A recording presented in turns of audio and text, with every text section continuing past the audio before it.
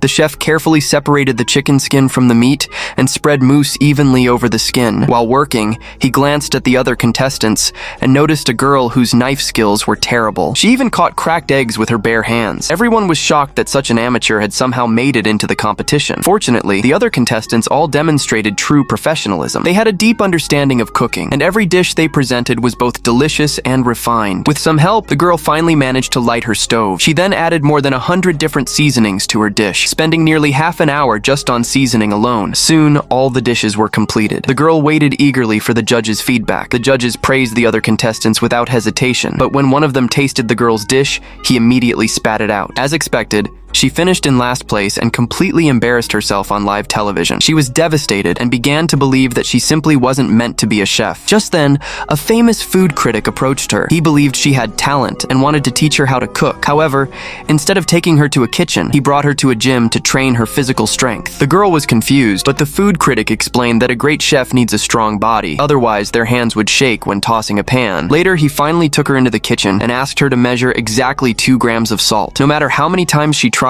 she failed. Seeing this, the food critic demonstrated it himself. He completed it perfectly in just 1 second. From that moment on, the girl stopped complaining and began to practice seriously. Once, she came within 0.1 grams of the target, but the food critic was still not satisfied. She protested, thinking such a small difference didn't matter. Without arguing, the food critic served her 3 dishes.